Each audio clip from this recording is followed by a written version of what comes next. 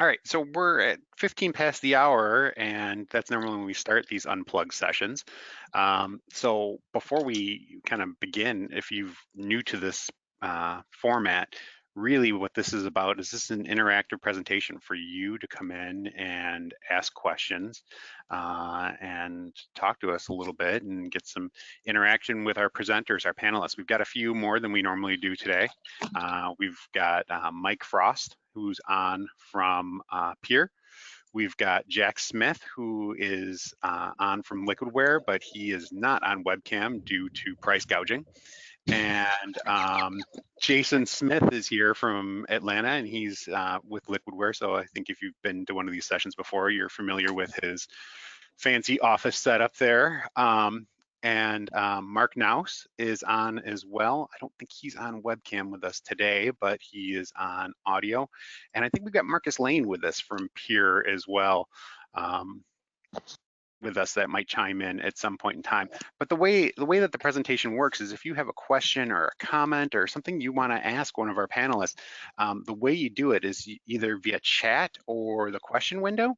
And what we'll do is we'll go ahead and unmute you and allow you to ask and interact and talk with our panelists as it goes on. Once you've been invited to talk and chat and whatever, we're not going to go ahead and remute you. Just mute yourself locally, and that way if you want to chime in later on and during the presentation, you can feel free to do that. Now I say presentation, it's not really a presentation. The one slide that you're seeing right now is our only slide, which gives you some information about where you can get some more resources out there on this topic. We do record this session, and we are recording this right now.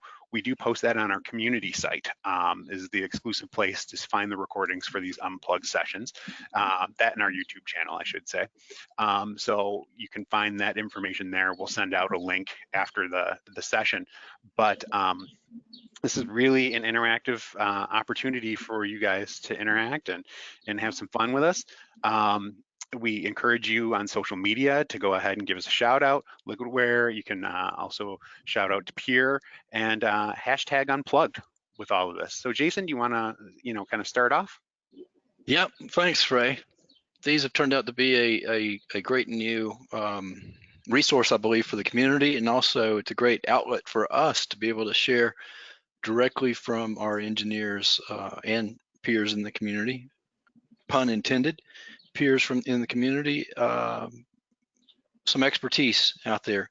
So we started these at the start of the big work from home initiative after March. I believe our first one then was around April, and this is our third one. So welcome aboard.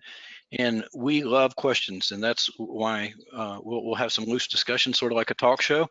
And we love to have the feedback, and we can take this in any direction that you want to.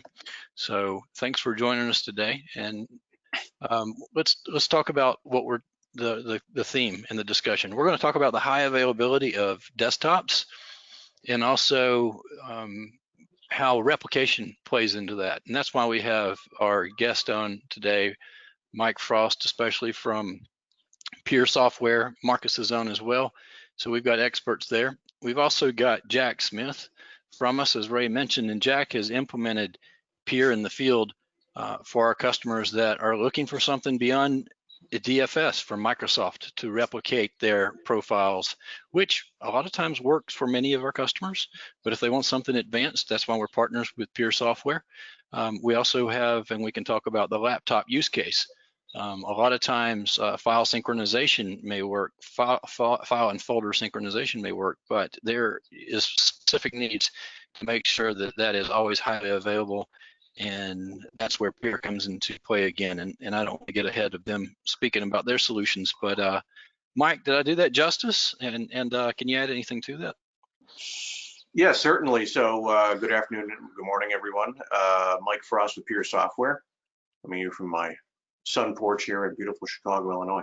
A lot of our customers are typically looking for the elevator pitch I give is that I bring files closer to people and things. So if you've got a VDI environment that maybe spans different parts of the country or maybe even internationally, where having everyone log into one location to get their desktops may not be so amenable because of latency. We run the software that allows those files to be synchronized throughout the world. So I've been on calls this past week with government agencies that say, well, you know, we have locations here in Asia, one in Hawaii, one in Germany, and we need those files to be synced. So regardless of where they log in, all those files are sitting there. So we also have collaboration functionality, so that if you have multiple people working on the same file, you can propagate locking throughout the entire organization. And we also do this multi-platform, so that if you have, let's say, Windows file servers, Nutanix file, NetApp, EMC file platforms like Isilon and VNX, you can get them all to work together. So you can synchronize and lock across all of those different platforms. And so that's the quick 3 minutes of what we do. And I'm happy to go into a little more detail later about that, but I don't want to bore you with the pitch right off the bat. That's great. How have you guys been doing from the, we'll go back into the technical direction in a minute and can back up everything that Mike was talking about too. But I got to thinking, Ray, I'd plan to be even more, to just have some chatty experience here as others are joining us in the call. Mike, how have you guys been doing as a company for the COVID-19 situation? Or were you, where are your offices? I know you said you're in Illinois, but. Sure, we're headquartered out of the DC area. We're in suburban Virginia, and we've got offices in Germany. Our CEO lives in Southern California. We have an office out there as well. There's no office here in Chicago, but as long as I have a laptop and a connection, I can be laying. So you're used to working from home. Yeah, I've been working from home for like exclusively now for like 5 years. Did your employees go? Did they at some point, did they say don't come into the office in DC? You know, we'd rather have you work from home. Was there a point for that? Yes, there was, and so I don't remember what the exact point was, but not everyone. I mean, I don't think there's anyone who ever went into the office every day anyway. And so for them, it was just, oh, I guess I'm not going in anymore. And that was pretty much it. We also have a sales office in New Hampshire, same story, where everyone's plugged in to work from home anyway. And so it wasn't a real shock to us. Yeah, it sounds like us. It was similar for Liquidware. A lot of us work from home already. Right. And are have an office, and then this caused many people not to go. You know, we at some point we said go ahead and start working from home, and we haven't actually called anybody back in as a hard and fast rule to say that if you were working in the office, come back to the office yet. So a lot of people are staying virtual even as of now, and it was easy for us to do because we're already used to working that way. Yeah, I put up on my LinkedIn page, I put up a little poll that said, I asked the question, I have been asked to attend an on-site meeting within the next 4 weeks. And the people who have responded, there's been like 80, 85, 88% of the people who have responded so far said no. There's like one guy who said he was asked to come into a meeting on site. So I think we're still in that weird transition phase, depending on where you live. Whether you can work from home or not to begin with. So I think it's going to be interesting to watch over the next few months. Yeah, I do too.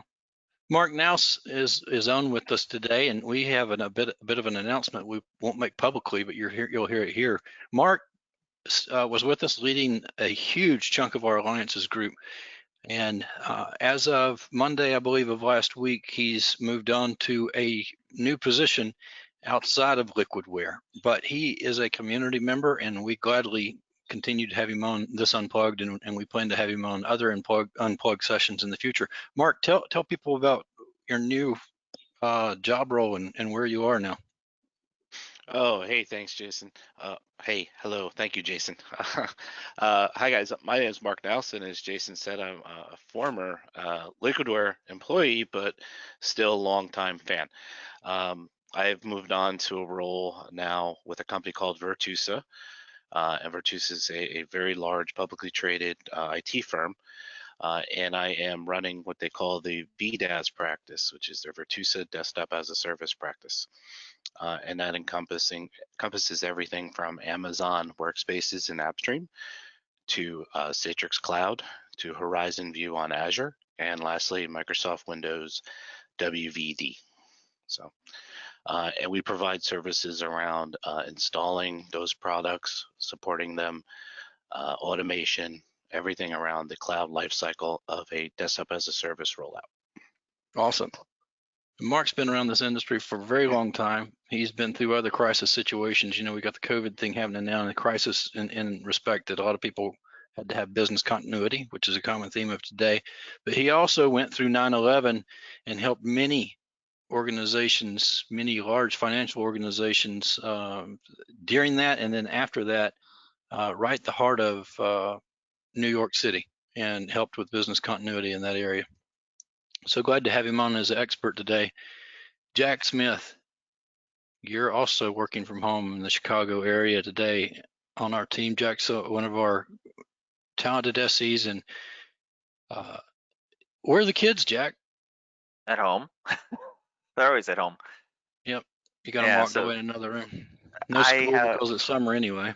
That's correct. Yeah, no, I have 2 floors in my house. The kids stay downstairs and I stay upstairs. So they kind of stay out of my area. That isn't always consistent. Sometimes they come in and ask me questions, especially mid conversation with customers, which is always fun. But my wife does the same thing, so I think she's leading the charge in that direction. Yeah, so we may have some unannounced guest speakers today at any of our houses or residences and work from home. Well, Jason, it's only 10:30 here in Chicago, so most kids are asleep.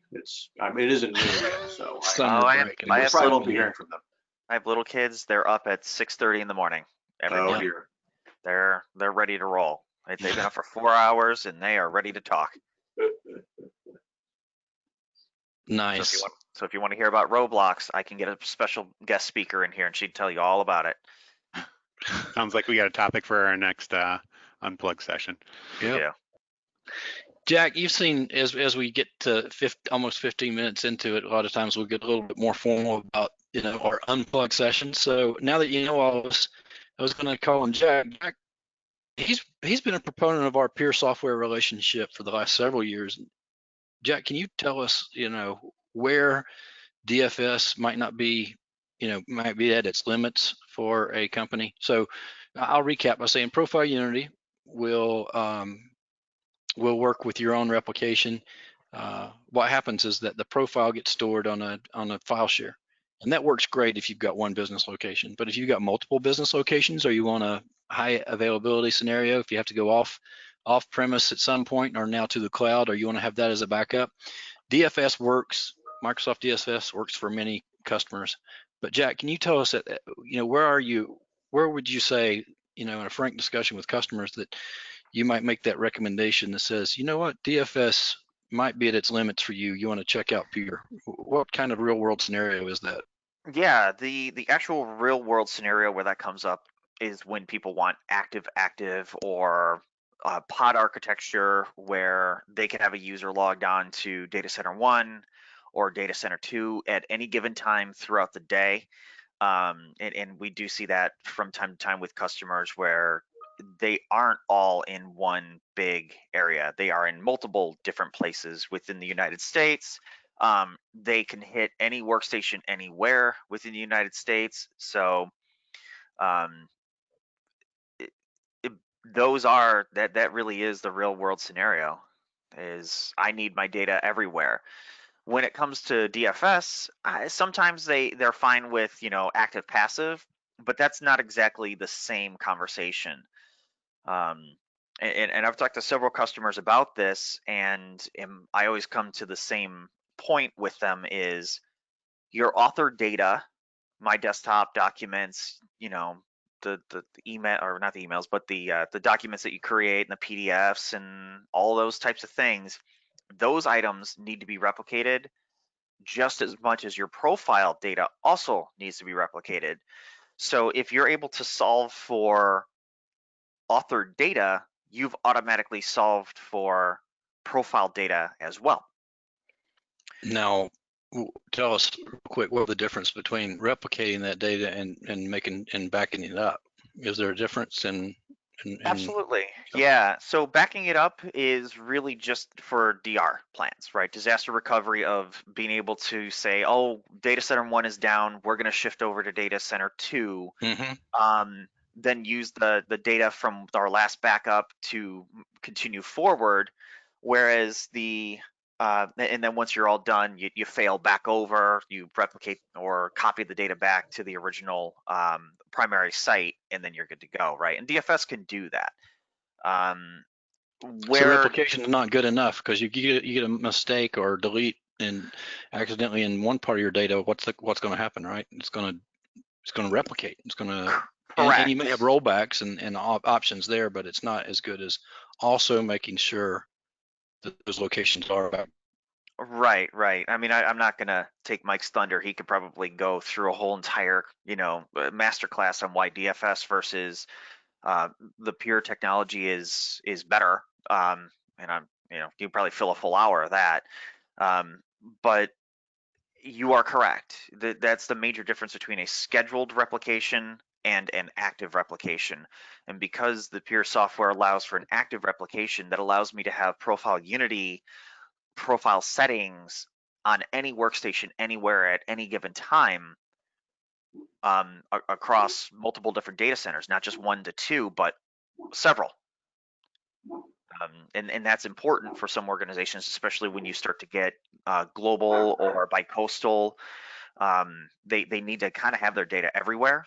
And because we kind of are super simple when it comes to profile unity, just files on a file share, those files on a file share can be put anywhere.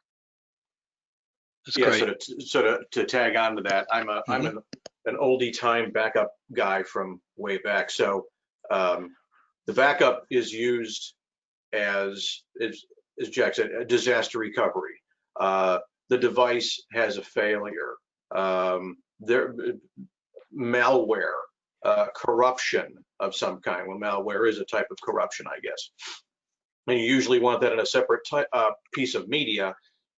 Snapshots are great on the local array to get things back, but generally speaking, you want that in a separate piece of media, so that if something happens to your primary storage array, you've got something else to recover from. This is how Data Domain bought lots of boats and houses for people, is you want it.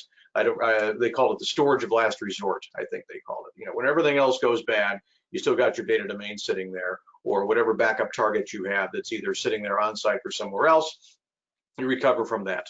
That's never changed.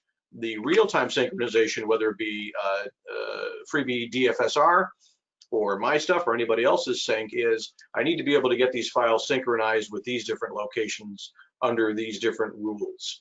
And I use that for, I logged into this location over here, and then I log out, and then the load balancer sent me, I went to log back in, and the load balancer sent me to another location. And I want all the files that I was just working on a couple minutes ago to be sitting there. Or something happened to my local site where it's offline for a few minutes and I'm not able to connect into my primary site. So I want to go over to the secondary site over here. I want all those files to be sitting there.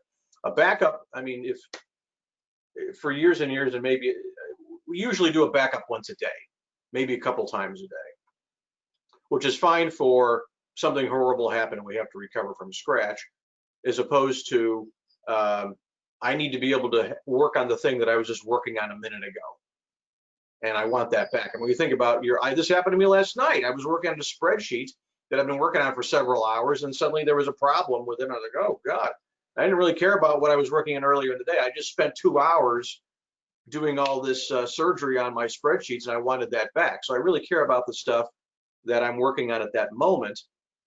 And those things are going to be synced in real time, depending on the application, of course, so that if something happens, I can go and get to it at another point. And so that is 2 different use cases. There is a bit of a Venn diagram, is that how it goes? But mostly you use the backup for something's gone horribly wrong, I need to recover, and the synchronization is just keep all these locations in sync. Can also be used for backup purposes if it's configured properly, but it has to be looked at and configured as a backup and not as a sync. All right. Good. Good. Mark Knouse, I've got a question for you. And guys, these are live. Let me just recap. The format of our, because we've had new people join, the format of our Unplugged webinars are, we love you to submit questions. So if these things have prompted you to think about your own environment, and if you got curious questions in this whole area of replication, it could be things outside of even the user profile and you know, in that area, how you can look for something better than Microsoft's DFS and what are the benefits there. Put those in the chat window. We'd love to hear those.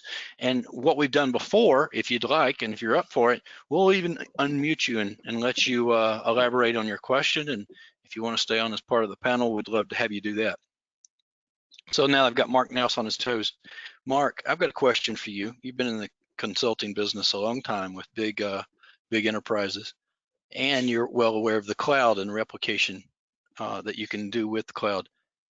What if someone says, well, I went to the cloud, isn't that replication enough? Is that, sufficient in the area for backing up user data and profiles? What would you say to that, to say an IT admin for any large organization? The classic consultant answer, it depends. But the one reason what I would say is, and what I love about cloud is all those services are there for your consumption. So if you really need to replicate data, you have so many options, such as a traditional file server, as Jack mentioned. If we're in Amazon, we have S3, we have FSX, and over to Azure, we have Azure Files, Azure Blob. A lot of different options there. And you could tier your storage options with your data classification, whether that be low, medium, high performance, or low, medium, high cost. But you still need a tool to do it. So there are these inherent tools, but you have to configure them and set them up, and your mileage may vary. The solution we're talking about today is mated very nicely together for the profile Unity data to ensure no corruption happens, and also ensure that the data is available quickly everywhere. Sure, and then you've got the security question that'll come up in a lot of accounts, how do I allow my data to go offsite to a cloud, or does it need to be in GovCloud, or do I need to keep it on-prem? And I think that's where Mike Frost, you guys get a lot, you get into that discussion a lot, don't you? Yeah, a lot of our customers, either for compliance reasons, for government reasons, for cultural reasons, cost reasons, they're doing most of their stuff on-prem. Our largest customer is in cloud, and what we do, they are a financial services company, and they offer one of the services they offer is it's for accountants for tax returns. So guess what? We're kind of busy right now, or at least they're very busy right now. And that application is essentially just it just creates a water slide of data as accountants are entering in their returns. What we're doing is we're syncing. They have two different cloud locations. One is in central and one's in east. And so all we do is we just sync between the two locations. So it gets written to one location, it gets synced to the other. So, going back to, well, doesn't cloud give me DR? It can if you configure it. And then the question is, when does that DR, when does that failover occur? Does the cloud provider have to declare that disaster in order to move it over? Or what if I'm just getting some blips and I just want to fail over to the other location for a little bit? And so with a lot of these solutions, you have to wait for the cloud provider to say, okay, east is down, we're moving over to west. And if anybody wants to correct me on that, but that's the way I understand it. As opposed to what this customer of ours has, is where both sides are up and active, and they at any time can decide to point their clients to either central or east. It's not up to the cloud provider to decide that, okay, this guy is down, we'll let you move over here. And all of these processes have to take place in order for that to happen. That may not be instant, as opposed to, I don't know if anybody listening here uses DFS namespace, But the beauty of DFS namespace is I just set up one global namespace to get to my get to my files. I name my targets, which could be in different locations, and then my Windows or Mac client, whatever I'm connecting, whatever I'm using to connect to that namespace, has a list of different targets it can hit. So it's got its primary target, which if it's configured correctly is the ones closest physically to you, physically or cost-wise in terms of bandwidth or latency. And then if something happens to that location, the client will time out, getting us to its primary, and within about 30 to 60 seconds. And then if it can't hit that primary, it just fails you over to a surviving link and it connects there. So there's really no, like I've got a customer who bought us because they didn't want the operational hassle of having to fail over from one site to another. They just wanted the DFS clients to be able to say, oh, this guy's dead, go over here. And then you aren't getting paged to go and do something. I just showed my age there, being paged. You don't have to wait on people to go and do something in order for that failover to take effect. The DFS client does its thing automatically and just moves you over to the other site. Yep. Yep. I don't think the cloud providers can do that yet, but I do know that with DFS namespace, I've got that going for me, and my whole failure procedure is significantly simplified, and my job is to simply sync those files between all those different locations. Yep. Yep. Which type of pager did you used to carry? Oh, okay. So I just had a regular plain old pager in the mid 90s, and then I was working on a project at a large insurance company, well, CNA Insurance. This was in 98, 99, and they gave me one of the Nextel two-way pagers, which was like the Jetsons, yep. Where I could sit there. The precursor and, like, to BlackBerry. Messages. Yeah, BlackBerry killed that one. Yeah. And it was like this big and like that thick. Had a little screen. Awesome. Yeah. It was the Jetsons. I had a in the 80s, in the 90s. I had a clear early 90s. I found a Motorola pager, and I don't know, it had a clear case on it, so it was uber cool. And you couldn't get in contact with the person that actually owned the pager, so I held on to it to see if someone would page it. No one ever paged it. So after a few months, I took it into the local, I don't know, authorized bail service center, and they put it under my name. That was my first pager for like $7 a month, one way. Yeah, I liked how you would tell people, okay, if you just need, you would just put in your number and then put in like a star and then 411 if the call wasn't urgent, just like call me when you get a chance. Yep. And 911 if you needed to talk to me right then and there. Right. Yeah, we all had these early smoke signals to communicate with each other. It worked great. Right. If you could find a payphone, if you could find you a got to find a payphone. Yeah. You got to pull over and find a payphone. Yeah. I guess we should recap how that worked. People would find a phone and page you to give you a short message, or it would say basically call me at this number, because you were standing at maybe a payphone or someone's hardwired phone, POTS line, plain old telephone system, and waiting for them to call you back. Right. I worked at a company that had a super fancy voicemail system that if someone left me a voicemail, it would then page me. It would then page you. The page, knowing that someone left me a voicemail, and I would call my voicemail and pick it up. Yeah, it's great. Yes, sir. Jack. So Mike gave us a good overview of how their technology can kick in and provide multi-site.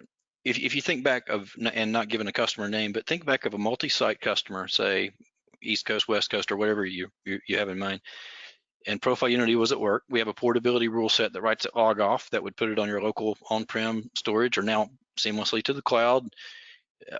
And then they, tell me why that multi-site would have needed peer, and then give me an idea of what happens to the data from the minute the user logs off. And if they were to fly to the other coast, what would happen if they logged in from that office inside the office? Yeah. Well, I can think of one customer offhand, again, not really naming names, in the healthcare industry, and they had doctors who would go from one particular hospital to another because they had moved around from various different places. and they would need, and I think at the time they were using Nutanix file systems. So they needed something that worked with Nutanix file systems, and being that it was pretty new, not a lot of replication companies existed except for Beer. Beer had that option in there. So we had basically Profile Unity set up to point to the Nutanix file system peer to replicate to the secondary Nutanix file system across the multiple different data centers within the Illinois and Wisconsin area, basically. And how it all kind of worked is users log in, it reads off the file share, pulls their data settings and all that stuff onto the workstation. They do whatever changes or things that they need to do. They log off, which then writes the files back out to the file share. At which point the peer engine kicks in, says, okay, there's been modifications, changes, replicates it to the secondary target, usually within a couple seconds, and you're good to go. So by the time the user would even remotely get to the secondary site, let's say they logged off in Illinois and drove up to Wisconsin, yeah, that'd be a couple hour drive. It's going to be there. It'd be there actually within a couple seconds, even if they could teleport to Wisconsin. You would see that data within a couple seconds. Obviously mileage may vary on bandwidth between the two sites, but that's pretty much it. Or if they had more of a pod architecture where they said, we could go to data center 1 or data center 2, we need both running at the same time, they can log into any system. They might log into a system that's housed in, Illinois. They might pop into a system that's housed in Wisconsin. It's irrelevant. Or even some of the larger studios on the coast, right? Most of the studios that I work with on the West Coast have an entity in the East Coast, like almost all of them actually. Same thing, is they could be on East or West at any given time, and the data would have to be on both sides no matter what. So having the peer software in the middle of it to be sure that the data is on both sides, both coasts, both systems at any time, it was important to them for just a general high availability and load balancing. So. That's awesome. That's awesome. Mark, let's talk about business continuity a little bit. And if you look back at 9/11 and lessons learned and things like that, any recommendations? So the scenarios that a customer might take us through and the questions, they say, well, we want to be prepared for this or that or whatever. Tell me how replication can come into play for the physical world, for a real life disaster. Say you had to evacuate a building for whatever reason, and you've got to have business continuity in mind. So I often get this question. We need to include a BCP DR plan in a statement of work or a deliverable, and the process kicks off, and we often focus all on the infrastructure and the image. Okay, so I need to make sure I have subnets. I'm talking the cloud world, specifically AWS, VPC, subnets, routes, connections, all in another geographical location. I need to also make sure that my image is there. Check. I need to make sure now that I have an inventory of what I'm consuming now, and that needs to be readily available in the case of a disaster. Okay, great. All these things are very doable in an automated fashion, but then the customer often asks, well, now what? I'm like, well, now all you have is a desktop. You don't have applications, and you don't have user data. Now, if all you're deploying is Office 365 suite and SaaS-based apps, then that's fine. We can control access to that and still lock it down, maintain your security posture. But if you're still reliant on, Win32 apps or access to systems and things like that, those applications are going to need to be reinstalled. So I often take them on this journey, this maturation process of, we're going to start here, but you really need to start thinking about your user settings and data and your applications. And then and only then is it going to be a real effective complete DR solution. A product like FlexApp comes to mind, because once I have my application FlexApp, I can replicate them to the other geo very easily. Spin up my images. I don't even really need to replicate my image. In a DR, I could use a base image from the provider and then stream down the Flex apps on boot, login, or click the layer. In addition, then I'll have all my profile user data and settings replicated as well using Pure. So that's where the conversation starts. It always usually starts at the infrastructure layer. We need to make sure all this is there, but then where the rubber really meets the road is the end user experience. And I don't think we put enough focus on that. I think a lot of us as architects and engineers, all we want to talk about is infrastructure. But so my advice is don't forget about the end user. It's the applications that people consume, not operating systems. Awesome. Yeah, we spend a lot of time talking about the profile scenario. And one thing that people really can't do without is the applications. FlexApp will store the applications on a VHD or VMDK or now VHDX as of last week. And you may have those at one site.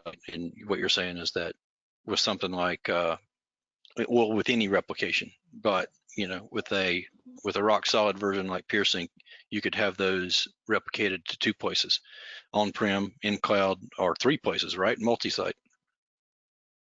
Yeah, exactly. And you could do the same thing with products like BigFix, SCCM, any ESD solution, but you still want to make sure that you have that profile data and settings, because it's going to take a user probably so much time to set up the desktop environment the way they want it that they'll probably be unproductive. So go that last mile, make sure the user can actually function and has what they need.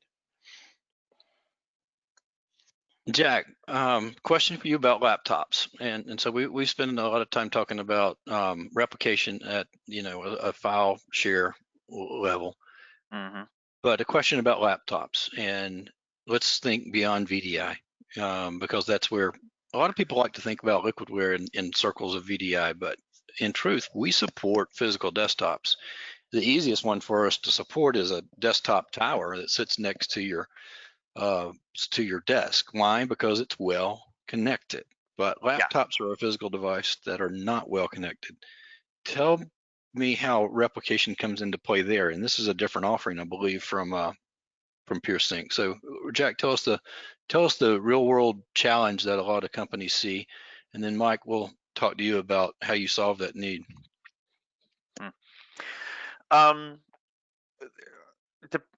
Again, that I'm going to use a markism. It depends. Mostly because it depends on the author data and where said author data is going. It depends on where we plan on basically landing our backup files, or basically our profile files, whether that be on a local C drive or replicated to network share. And that's the key there is I'm not always connected. And the nice part with Profile Unity is that it doesn't matter. If I'm not connected, all of my stuff is in my normal app data, roaming, local, current user, registry keys, all of that stuff is local. So I'm good as far as that's concerned. My profiles are concerned. I'm good. I don't need to be online for that. But then say you establish a connection to the VPN, and now I want to replicate my author data over. That's where we would then work with guys like PureSync, because we're not going to replicate your author data to the network share, mostly because we have to have an established connection before we can do that sort of replication process. Whereas the Pure software can kind of pick it up and go, because it'll just go, yeah, it's connected, go. Yeah, so one of the things we do, we make sure that our customers have best data practices in play for their shell folders, where they're likely to save things. My documents, just as a prime example, there's other ones. And when you first run Profile Unity, that's when we ask that you really give hard thought about being in a best practice state of being. So Microsoft says at a minimum, redirect in a large organization, you want to redirect that to a file share. And you can do some things to keep it in 2 places at the same time, right? With keep a copy with Profile Unity has this option. We can replicate it up to a file share. It's a feature built right into Profile Unity, and I don't think any other user environment management solution has this. We will start replicating your data in the background. And William, I see your question. This prompted me to think this direction. We'll get to it in just a second. And we let the user continue to work. We don't lock down their files at that time. And what we do is we do it in the background. We make sure it's synced so the user is never down. This is happening in the background while best practices are going on.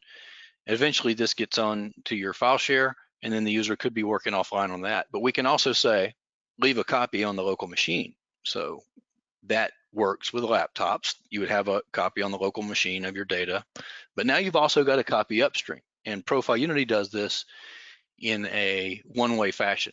So we make sure data is replicated one way. For laptops, that's not quite what every organization expects. And that's when we'd say, well, oh, you want two-way replication? You want to think about someone like Peer Software. Mike, tell us how you can accomplish that two-way replication for laptops and user authored data. Yeah, with the laptops, there's a couple different ways of doing it. We've been talking internally about this. We had a product that ran on laptops before it's sort of fallen out of fashion over a number of years, but we used to sell quite a bit of it just for syncing laptops. With COVID now, with people working from home more, it's come up a bit. And so one of the challenges we have is that we have what we would call agents that run that. Let's say we're not talking about a laptop, but we're just talking about a data center environment. We have agents that monitor file servers that are part of the collaboration jobs that we configure. So agent is running on a Windows server, agent is running connected into a Nutanix file server. Anything changes on either side, they're synced. If a file is open, then the lock is propagated, and so that people can't step on each other's work. Now I'm working at home and I got a laptop whose connectivity reliability is a little iffy.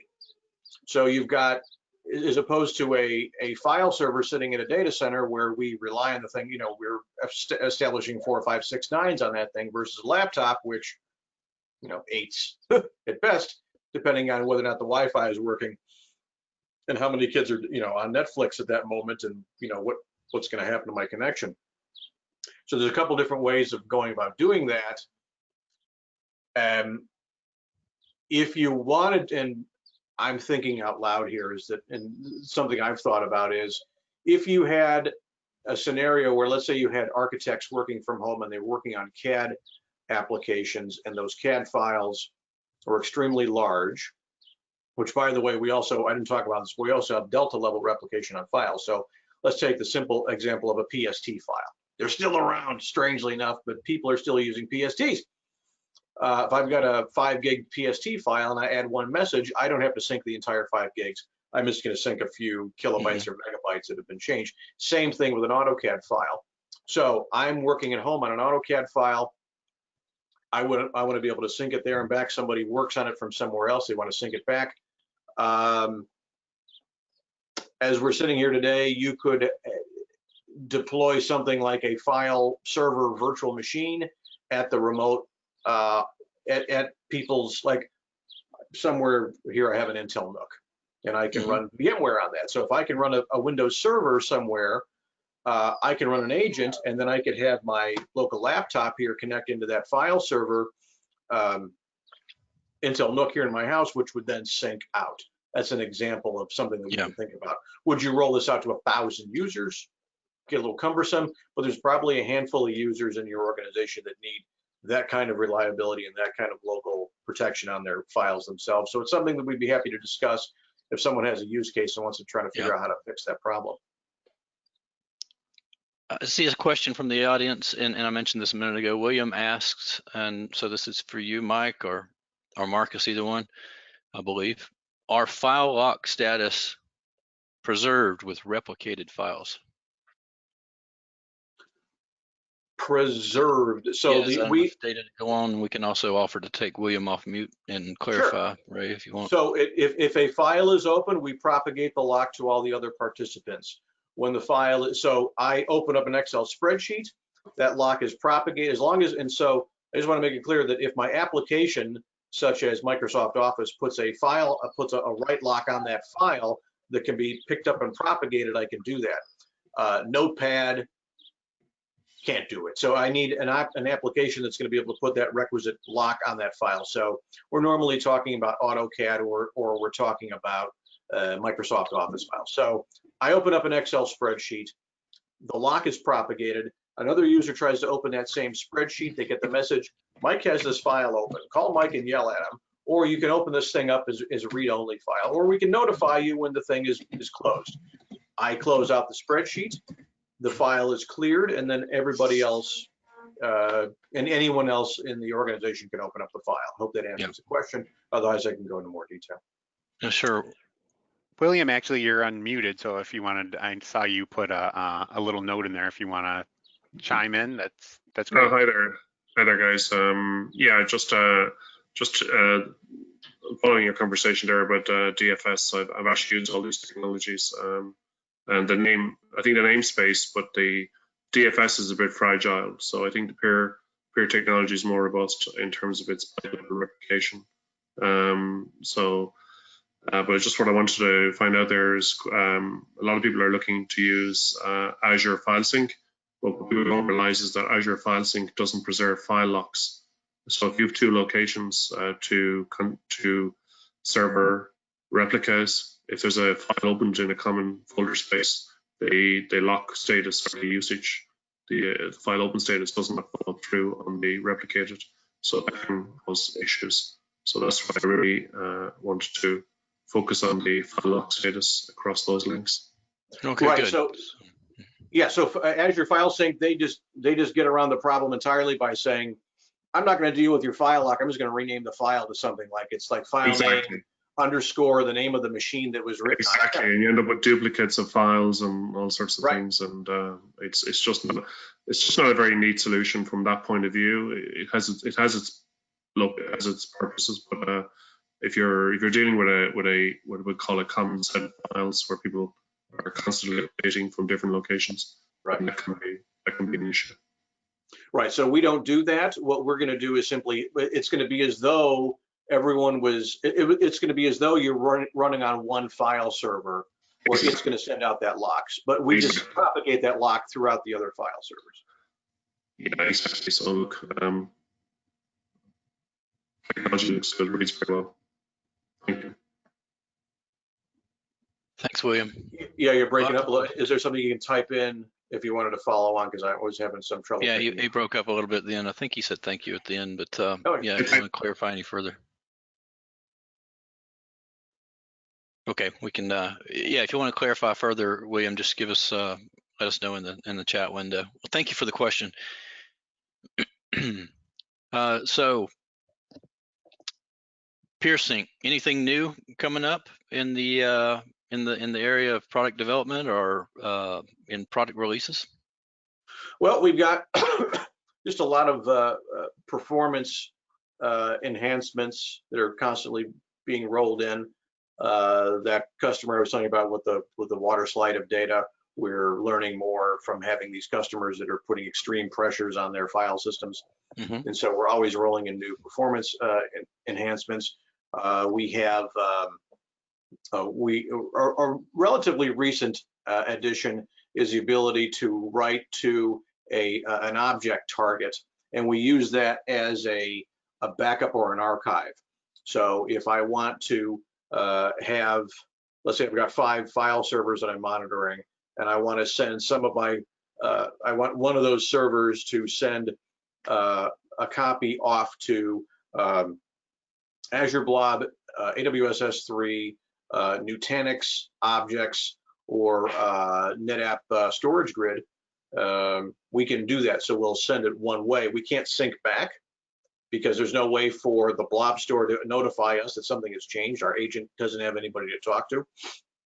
So we can send it one way, and that can be used as an archive, and then we can recover it back. We also have the ability to preserve NTFS data, ACLs, any other kind of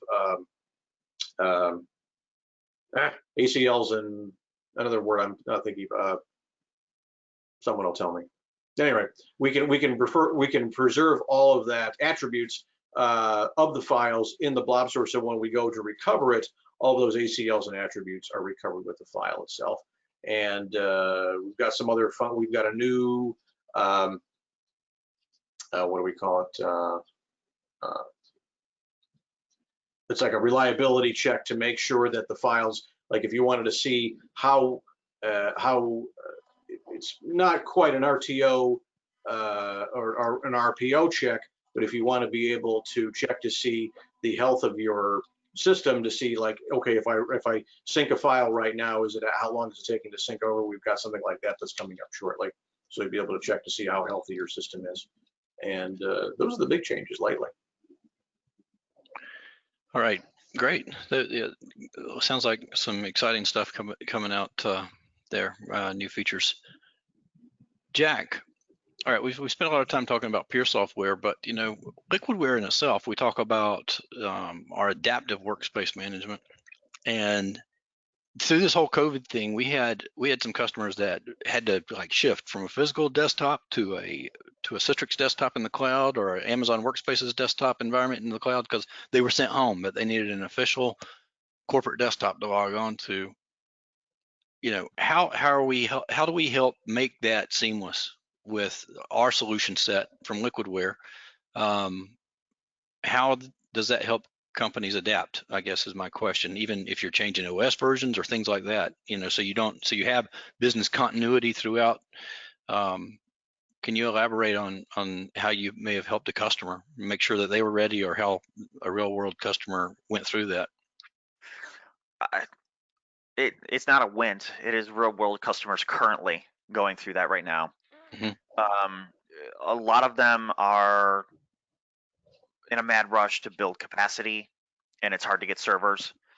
A lot of them are strangely doing Windows 7 to 10 migrations right now on the fly, because it has to be done right now, even though, you know, you had several years of warning that this was coming.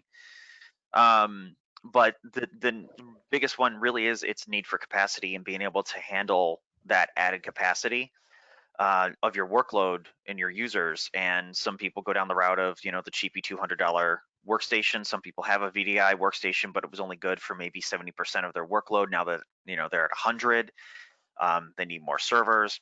And being able to rent, as I like to say it, rent the computers from the cloud, and put that data wherever, put those settings wherever. You know, you might have had a VDI solution, it might be very matured, but you are now at capacity and you need to grow into something new. How do I get my settings to somewhere else and off the rack, go right into it? And that's kind of what prompted our initial conversation with me and Mike. Was I'm not so much concerned about DR so much as immediate capacity requirements and immediate capacity growth, even though I may not own the hardware right now to do that. And to be able to take your data set from your on-prem to put it into Azure, a WVD, AWS workspaces with an off-the-rack image and go is important to some organizations, because they don't have necessarily months or days. Well, they don't have months to set up a new environment, get the image perfected, and get everything moving. They need to drop the applications onto the workstation, spin up the workstations, and move at capacity, and be able to go over to an alternative data center while they need that extra capacity. And that, you know, for now, it's been proven, you know, we've kind of seen it, is that, you know, it was 1 month and it was 2 months and it's 3 months and who knows how many months now, that this is going to continue, if it doesn't just continue on for another year or so, hopefully not. But that capacity in the past has always been, oh, you know, in the case of a disaster, like, you know, the warehouse burns down or there's a tornado that hits us. And now it's the capacity of everybody's working from home, pandemic. The one thing we didn't see coming, albeit, you know, we've always been saying you should be ready for this, because it's not always about DR. A lot of times it's about capacity and lack of hardware to handle said capacity. Right. And there was this Thursday. There was a Thursday in March. I think it was the 12th. Looking back at the calendar, that was the day in the media, and it just businesses fell like dominoes as far as we got to send workers home right now. So we heard scenario after scenario about some people leaving their laptops on their desk. And a lot of people having the tower PC, and they literally just almost like walked off the job midday and said, y'all need to go home. Like all of a sudden we've decided this is so contagious that it's safer for you to go home, with no business continuity plan. Now, we had some customers that did exactly that, and come Monday, many of our customers, or Friday, many of our customers were able to just log right back on from home, whether they had another PC or something like that, because they had VDI implemented, or they were able to burst scale into the cloud. We saw the industry have weeks of downtime for people, for some organizations that weren't ready. And that's the scenario that having an active site, or to have the ability to burst scale into a Citrix or Amazon workspaces or a Nutanix or VMware, anything, any kind of environment like that. That's the scenario where companies that were well prepared, that had decoupled their user persona, that had applications that were synced in the cloud, we were able to help them immediately. And if they weren't, we were able to help them as much as we could after the fact. Not much we could do about the laptops stuck at the office on their desktops that had user authored data on them if they were unprepared. But many of our customers were prepared, and they were able to have business continuity within 24 to 48 hours. They had the luxury of having a weekend in there. I'm sure many IT administrators had to work. And then on the 16th, they had a lot of things back up and going. Other companies not so prepared, and that's where we could help you, because I heard someone say the other day, COVID-19, we think we've got it settled. What we don't know about is COVID-20. So we need to be prepared. Not that there is a COVID-20, but or COVID-21 or whatever, and that we need to be prepared. And I don't mean to joke about the virus and the way I want to be sensitive, because it's affected many people in many different ways. But we want to be here to help you, and I know that Peer has been able to help many organizations in that regard, to keep active sites, to keep replication readily available, so you can turn as a business on a dime, and you can have business continuity within, if not hours, in seconds, or a worst case scenario in a day or two, because you know where the data is, either in the cloud or at another on-prem location, and you have that assurance of knowing that everything was replicated. That kind of serves as a summary for today's Unplugged webinar. I want to ask the audience if they have any final thoughts. I'll start with you, Mike.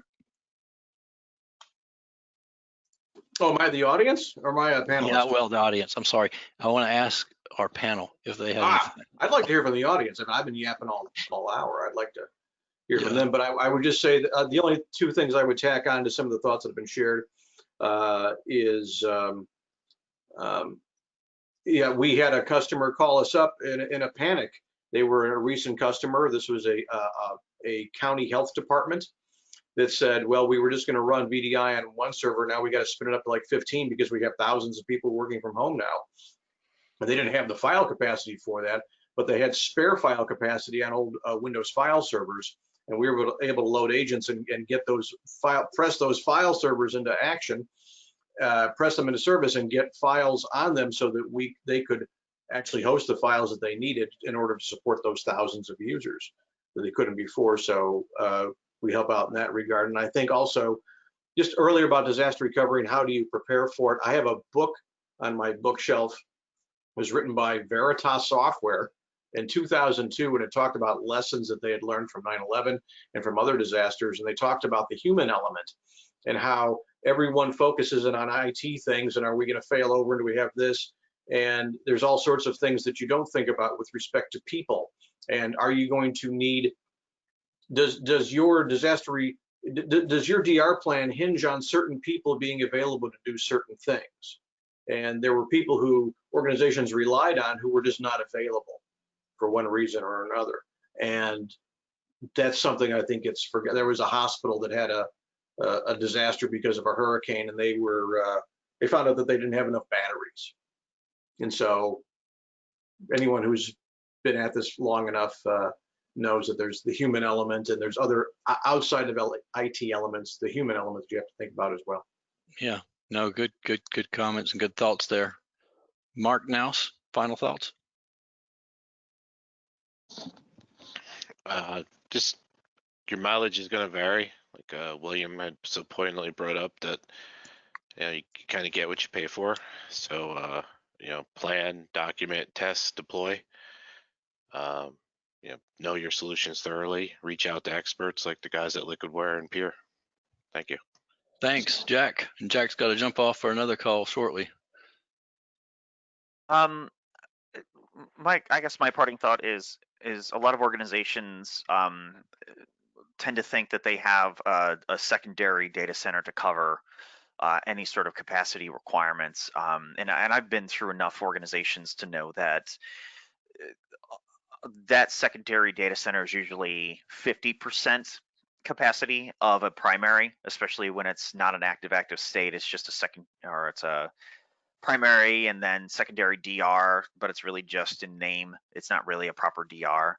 So again, that ability to hit the capacity that you need by renting the capacity, or as I like to say, you don't have a spare car in your driveway in case your current car breaks, you go rent a car. And then when your car is fixed, you go back to your normal car. That DR as a service is there. Utilize it, right? And be prepared for whatever comes down the line, and then pay for it when you need it. Right. Right. Great thoughts. Great thoughts. The time you need your parachute isn't often when you think about it, right? Ray, you want to bring us home? Sure. I know, give a shout out to Michael who said good session. He learned something. So thank you to our panelists for helping out there. Something that I think Mark said was reach out to the experts. And that's a great segue. If you reach out to us, a great way to reach out to us. I mean, obviously you can reach out to us at sales@liquidware.com. Peer, we have that out there as well, and we'll send that link to their resources as well in the follow-up email that we'll send out here shortly. But also reach out to us on community.liquidware.com. It's a great site where we have that users and experts have come together to share their experiences and talk about some of the things they're encountering and looking at ways of challenging and solving problems. So we encourage you to go there. That is where we're going to be hosting the recording for the session. So if you go over there, that'll take you over there, but that's community.liquidware.com. We thank everyone who joined us today on the call. We also thank everyone who presented with us today, with Mike and Jack, Jason, Mark, and everyone else. We appreciate you being here today. So thank you very much, and we hope to see you next time for our next Unplugged session. Thanks. Thanks, everyone. Thanks for having me. Take care. Stay safe. Thank you. Bye.